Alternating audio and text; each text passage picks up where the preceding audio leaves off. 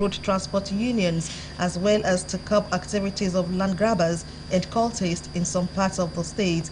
The passage of the resolution followed a motion moved by a member representing Obafemi Owode State Constituency, Shuneye Kayode, seconded by his Remo North counterpart, Solomon Osho, and supported by the whole House through a voice vote at a plenary presided over by the Speaker, Olakunle Oluomo, at the Assembly Complex in Okimoson, Abeokuta. We'll bring you details of the reports later in the course of the bulletin.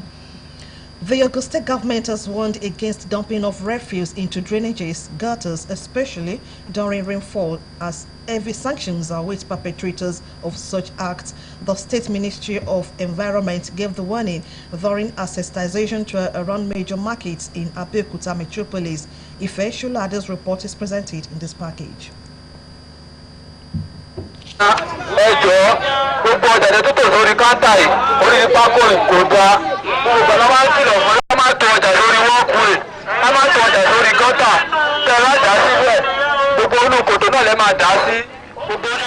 They are men of the Ogun State Ministry of Environment and Ogun State Environmental Protection Agency, OGEPA, on a sensitization exercise to markets in Abeokuta, the state capital, as part of a awareness program to caution marketers against dumping refuse into gutters and drainages.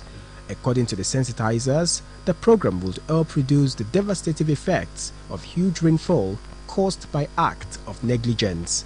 It's what we have been doing. You can see our trucks going up the state, evacuating waste. That's why we advise our people not to put waste in the median, not to dump indiscriminately. We tell people, put your waste by the side of the road. Our truck comes and evacuate them at when due. We used to advise members of the public that the environment and the body cannot be separated. Anything that affects the environment will affect the body. Anything that affects the body will affect the environment. We used to tell them this time around that they should make sure that they abide with the guiding rules now. That is why we are doing the sensitization, because most of the causes of the flooding we are experiencing are man-made. Most of it are not natural. About 80% is man-made, because you see our people, you dump your refuse on in the water course whenever rain is falling, and by doing that, water that are still on that side, it will clog, and there will be backflow of water, which will now spread to people's houses. They also cautioned against erection of houses or facilities near rivers or flood-prone areas. Our people are now going out now to, arrest those who do all these nuisances. When we arrest them, take them to office, and legal actions will be taken against them. In any moment from now, we see the Ministry of Urban and Physical Planning that will be swung into action, because some houses will definitely go. Because we don't want a repeat of what we had last year to occur. Places visited include Kuto Market, Ijayi, Gbangba, and Ijeun Titun.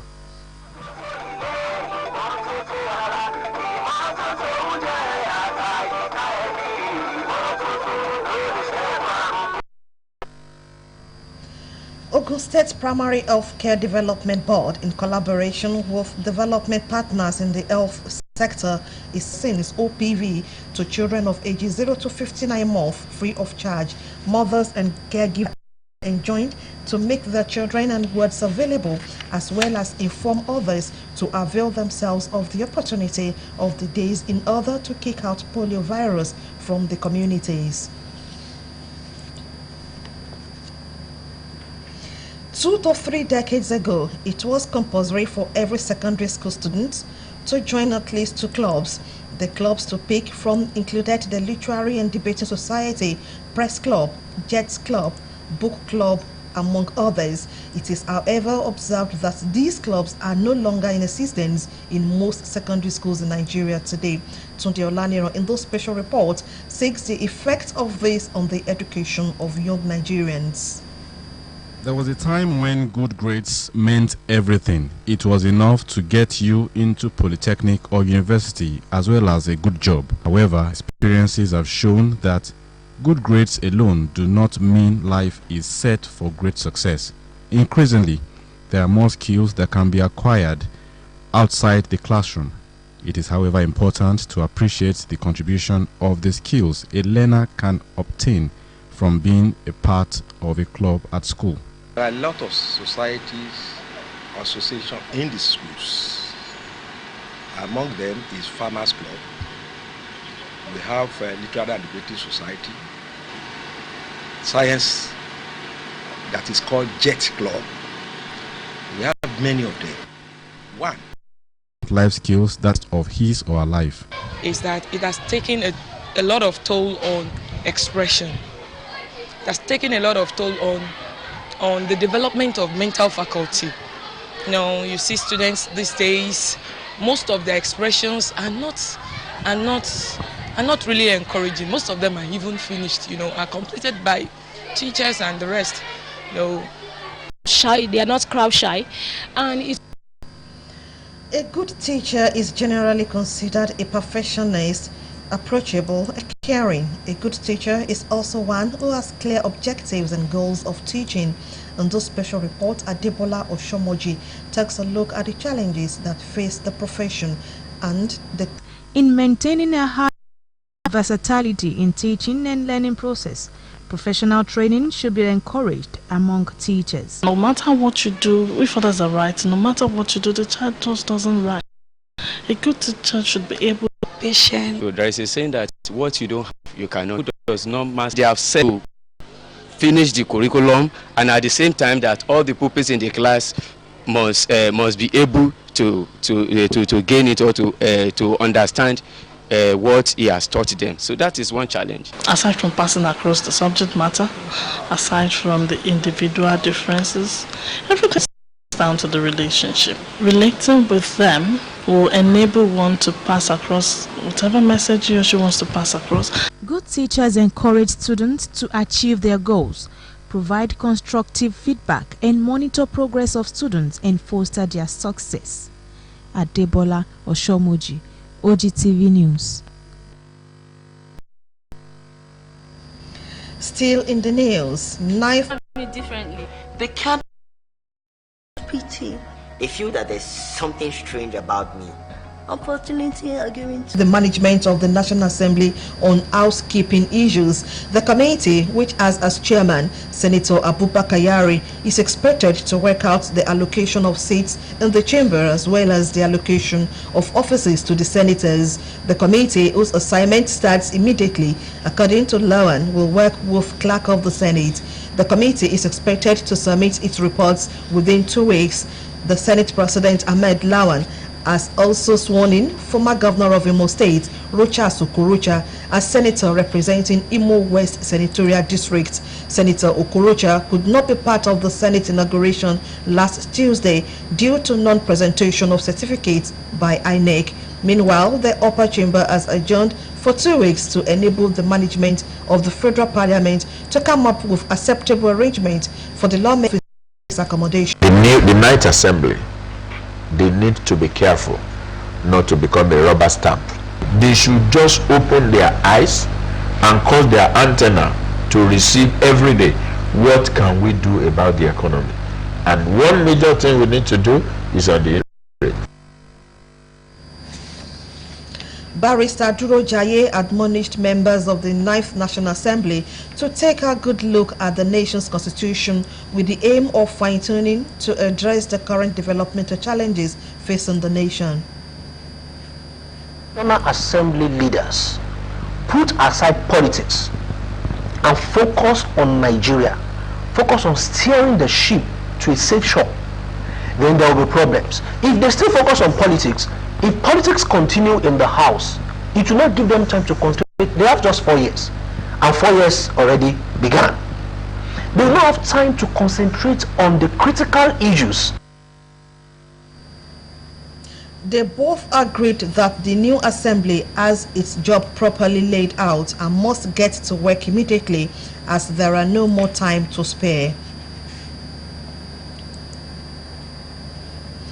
The Independent National Electoral Commission, INEC, has insisted that it had no electronic server being sought to be assessed and inspected by the People's Democratic and its presidential candidate in the February 23, 2019 presidential election, Alhaji Atiku Abubakar. The commission had earlier denied the existence of such the numbers of people that are being employed. I expect that the government will concentrate more on infrastructural development and not forgetting education as a sector that is needing urgent attention. The education as well as the oil and gas sector, according to them, should be revived and sustained for the betterment and growth of the country. A special court session has been held in honor of late Honorable Justice Albert Gbadebo Oduyemi. Ogun State Chief Judge Honorable Justice Mosumola Dipeolu at the session described the late judge as an incorruptible judge who served the state and the nation diligently when he was elevated to the post of Justice of the Court of Appeal. Our judiciary correspondent Kolawole Osho covered the court session and his report is presented in this package. Members of the Ogun State Judiciary and Ministry of Justice, serving and retired judges, senior advocates of Nigeria and Nigerian Bar Association, NBA, joined families of late Honorable Justice Gbadebo Oduyemi to commiserate with them at a special court session held in his honor. Ogun State Chief Judge Honorable Justice Mosumola Dipeolu described the late judge as a disciplinarian and an epitome of courage. His Lordship served this nation and Ogun State in particular diligently and without blemish. He was a jurist of sound intellect and exemplary character, an incorruptible upright jurist. May the Almighty God grant you the courage to bear this great and irreparable loss. Representative of the Attorney General and Commissioner for Justice in the state, Solicitor General and Permanent Secretary in the Ministry of Justice, Mrs. Yetunde Oresonya, also eulogized the late judge. One remarkable quality was his boldness, his ability to voice out his opinion irrespective of who is involved. Representatives of Inner Bar, Chief Afolabi Fashanu, San, and that of the Nigeria Bar Association, Mojid Ganiyu, say late Honorable Justice Oduyemi exhibit proper judicial temperament. Man of excellence, assiduous worker, incorruptible, our unbeatable personality, who has gone to eternal glory. Daughters of the late Judge, Honorable Justice Adebukola Ashenuga, retired Deputy Chief Registrar, Mrs. Ayodele Ayobolu, and a member of the family speak about the late judge. And as his daughter, I would say that he was a very, very loving father. He took care of us and he made a lot of sacrifice to ensure that we got a good education, good moral upbringing and everything. We will surely miss him. My father is a very strict disciplinarian, but fun-loving, and he's a family man. We really enjoyed our growing up. He was close to members of his family. He's a very wonderful person. He took me with his late sweetheart. They took me as a daughter. They treated me as one. Late Honorable Justice Albert Gbadebo Oduyemi slept in the Lord. Reading sessions. More news when we return from the break.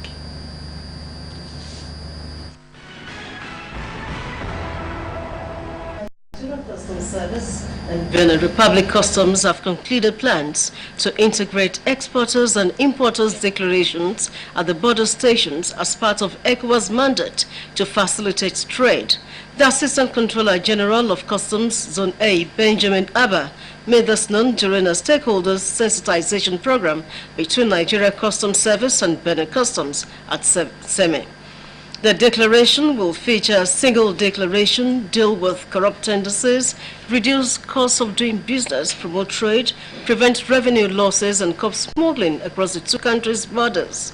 Speaking at the stakeholders sensitization program and Nigeria-Benin Customs collectively for border seamless transactions, the Assistant Controller General said the single declaration made at either of them will be electronically accessible to both countries. We have agreed with the Benin Custom, the two countries, that we should do what they call bilateral connectivity, which will address some of the trade problem that happens within this corridor.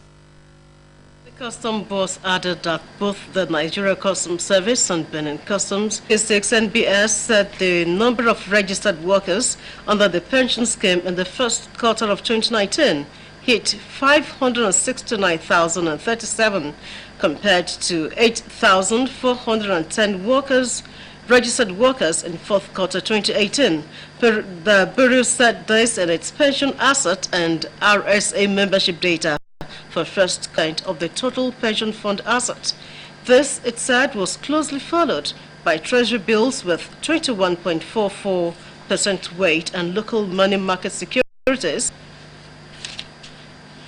Investors in the nation's stock market lost 533 billion naira in the last 7 trading sessions as bearish sentiment persisted in the market. The market capitalization of equities listed on the Nigeria Stock Exchange fell